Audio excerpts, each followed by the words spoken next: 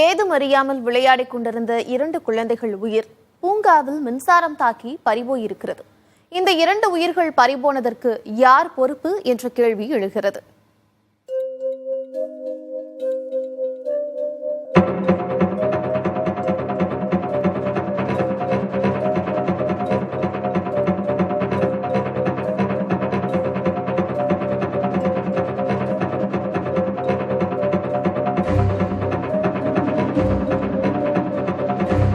சம்பவம் நடந்தது பொது இடமல்ல, ராணுவ வீட்டு வசதி வாரிய குடியிருப்பு.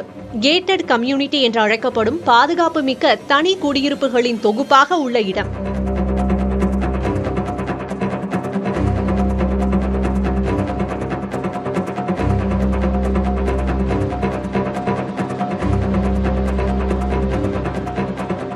இங்கு பூங்காவில் மின்சாரம் பாய்ந்து 2 குழந்தைகள் உயிரிழந்த நிலையில் பூங்காவை ஒட்டி குடியிருப்பு நிர்வாகத்தின் சார்பில் அமைக்கப்பட்ட தெருவிளக்கின் இணைப்பில் இருந்து ஏற்பட்ட மின் கசிவின் காரணமாக விபத்து நிகழ்ந்தது என மின்சார வாரியம் தெரிவித்துள்ளது.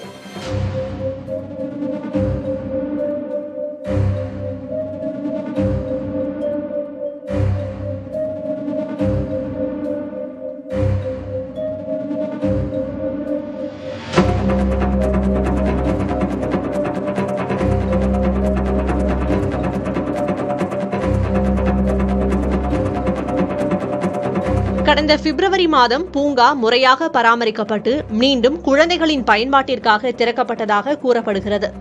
ஆனால் மின்சாரம் தொடர்பான சிக்கல்கள் இருப்பதாக ஏற்கனவே தெரிவிக்கப்பட்டு இருப்பதாக தகவல்கள் தெரிவிக்கின்றன. அப்படியென்றால் இதில் கவனம் செலுத்தாமல் அலட்சியமாக இருந்தது யார்?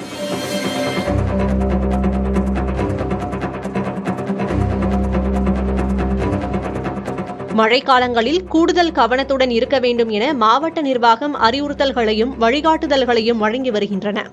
இவ்வாறான சூழலில் தெருவிளக்கிற்காக நிலத்திற்குள் புதைவட கம்பி பதித்து அதன் மூலம் மின் இணைப்பு தரும்போது அங்கு மழைநீர் தேங்குகிறதா, ஈரப்பதம் ஏற்பட்டால் அந்த இடத்தில் மின்கசிவு ஏற்பட்டு ஆபத்தை விளைவிக்குமா என முன்கூட்டியே ஆராய வேண்டும்.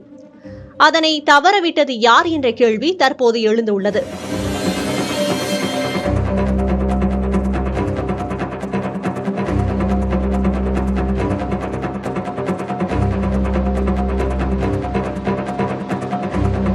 பூங்கா சமீபத்தில் தான் அமைக்கப்பட்டது என குடியிருப்பு வாசிகள் தரப்பில் கூறப்படும் நிலையில் அந்த இடத்தை ஒட்டி மின்சார இணைப்பு செல்வதையும் அங்கு இரும்பு கைப்பிடிகளை பிடித்து குழந்தைகள் விளையாடும் என்பதை முன்கூட்டியே ஆய்வு செய்யாமல் குடியிருப்பு நிர்வாகம் என்ன செய்தது என்ற கேள்வியும் எழுகிறது.